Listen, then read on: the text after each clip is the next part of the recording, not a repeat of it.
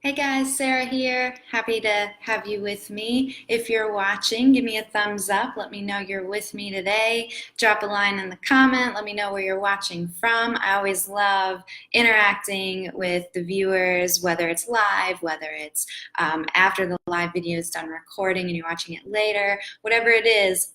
Say hello. So, I want to talk to you for a minute today about the art of loving yourself. The art of loving yourself.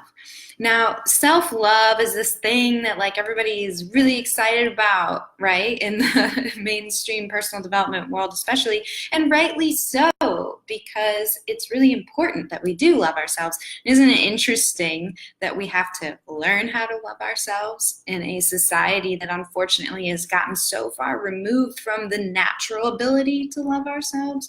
I don't know. Maybe it's all about the journey, and maybe the purpose is to learn to love ourselves and see our truest self, our divine form, beyond all the masks, right?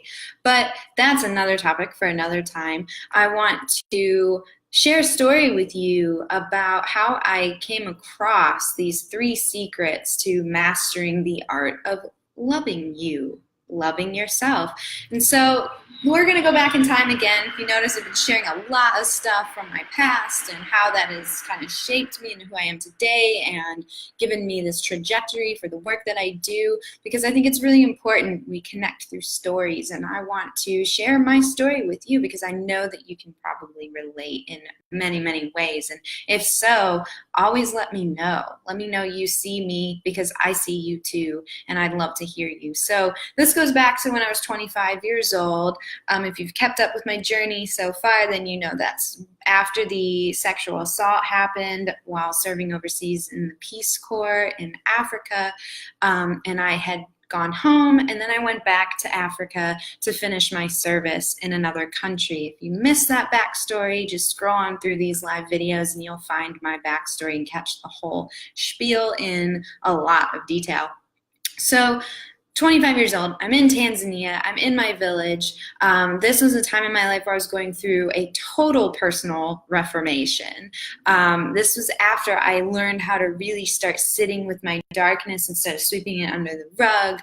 I'd really started connecting with my shadow, my negative self-talk, my judgment, my fears, and allowed it to be the light to show me to the places that still needed healing within me. And this was an incredible time of my life because everything that I knew to be true was being completely stripped away. It was just falling apart. Like a tower was just knocked down and every structure I ever had was obliterated.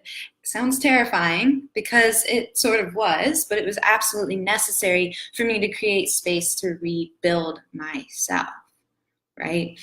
And, at this time in my life, I was feeling all sorts of things, but mostly I was coming into my desires of fulfillment. I wanted to find a grander purpose. I wanted to discover my passions. I wanted to align with my truest self.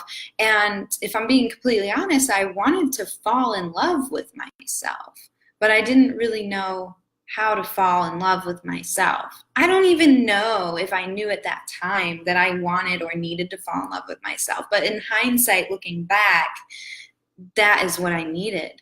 And, the problem was I had all of these desires, but I didn't know where to begin. What were my passions? Sure, I was a musician and an artist and whatever, but what were my deep passions? And if my passions were music and art, what was the purpose of it? What was my contribution meant to be?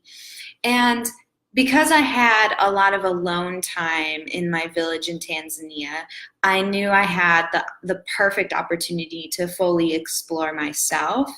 And I realized that I just needed to go with the flow. I'd already left everything I knew behind in the United States. Now it was time to continue that process, keep leaving my comfort zone. I knew that I just needed to follow my excitement and just let it take me wherever it was I needed to go, guide me to whatever it was I needed to learn or experiment with. I was a complete open book. It was like I was being reborn. I'm sure you know what I mean, right? How many of you feel like you've gone through that rebirth process probably more than once and multiple times throughout your life? And so my plan at this time was to follow this excitement, which guided me to a bunch of books. If you notice, there's a key theme in my posts. I'm always reading. I allowed this excitement to guide me to a bunch of books on energy healing and learning about like the different energetic pathways in the body, and books on intuition and psychic abilities, and most importantly, personal development. So I was having a lot of fun. But I felt like there was something missing. There was missing pieces to my self-discovery journey. And I found myself getting impatient, wishing I'd learned, first of all, this really awesome stuff years ago.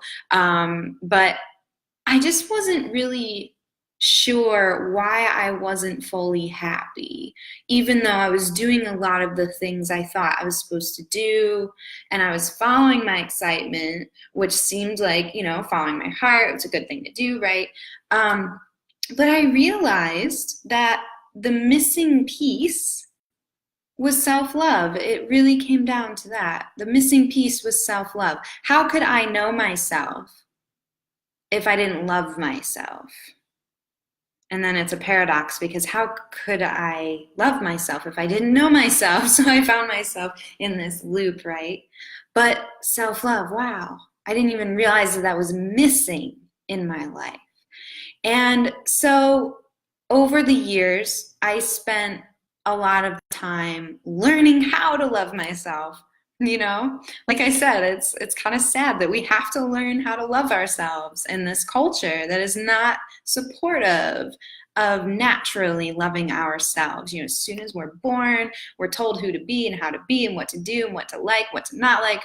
Our parents shape our realities with their beliefs, and if they haven't processed through their own limiting beliefs, then you better bet we get them put onto us. Same thing with our teachers and our friends and our neighbors. We're just molded and shaped by our external reality. And self-love just really isn't a natural teaching. And I truly believe that we come into this world in this beautiful state of already self-love.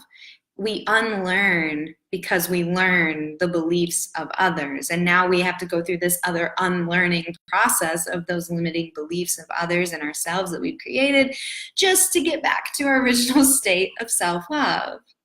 So anyway, tangent there, but I began working on this process of self-love over the years, and I picked up, through the work with my clients as well, I picked up 3 essential, secrets or ingredients to really master the art of loving oneself.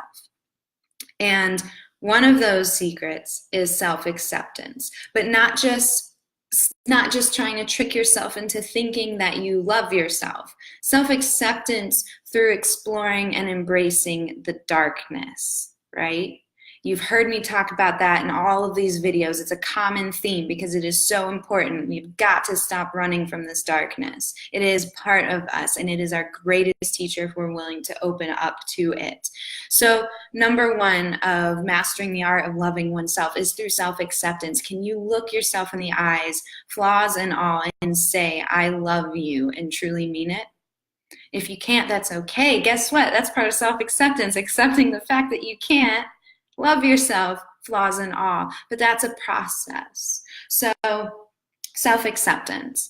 Number 2, follow your excitement to the best of your ability wherever it takes you, because your excitement is like your soul communicating directly to you. It is your guidepost. It is saying, hey, go this way. Hey, do this thing. Hey, talk to that person. Hey, take this risk. And when we dial down that excitement, we basically just turn off all fire, in our body, and then we get stuck in this mundane rat race, essentially, that many of us find ourselves in. So following that excitement is crucial. And then number 3, committing to your growth. Committing to your growth, following your dreams, working to meet your goals, even if you don't ever reach the goal, just working to meet it is a learning process and an amazing, amazing adventure. You learn so much about your self-discovery through that process. And then, of course, kind of looping back to secret number one, self-acceptance, offer yourself grace whenever your plans change. Learn to let go whenever something is no longer serving you. Learn to let go when you're trying to force things into a box and a certain pathway. Learn to let go when it's not in your highest good. So through self-acceptance, following my excitement and my passions, and committing to my growth, my journey of authenticity blossomed. And not only did I fall in love with myself over the course of these years, I fall in love with myself every single day. I fall in love with myself every single day, even when my shadow shows up, even when I'm not in such a great mood. There's so much self-love, because that is what it means to accept one's being in its entirety. I know my true self. And sometimes I can't always see it, but I know deep in my core, my true self. I know what I am. So I am me, and it feels really damn good to be able to say that I love the me that I am, the me that is ever changing, but most importantly, the me beyond the masks, the true me. So I am putting the final touches of my 21-day positive outlook online workshop, which is really exciting. If you caught my last few videos, and you may have heard about that. And as a gift to those of you who do decide to take this journey whenever it's the right time, whenever you're ready, I will be giving you a copy of an easy to read, quick ebook on the art of loving you, and it's going to have a bunch of really good stuff in there, really great tools, really good tips, bits of advice for you to explore the self-discovery journey even deeper, master the art of loving yourself, but most importantly, just inspire you and open that box and think about new ways of looking at stuff. So you deserve to see the divine being that you are. And I am just really thrilled to have all of you on this journey with me. Looks like I had a few people on this video. Thank you for joining. Yes, Sarah, no labels, no boxes, embracing fluidity. You're absolutely right. You guys are wonderful. If you have any questions, feel free to drop them in the comments, and stay tuned for more updates, as I'll be bringing these to you daily. So you guys have a wonderful day, night, whatever time it is, wherever you are, and I'll see you soon. Bye.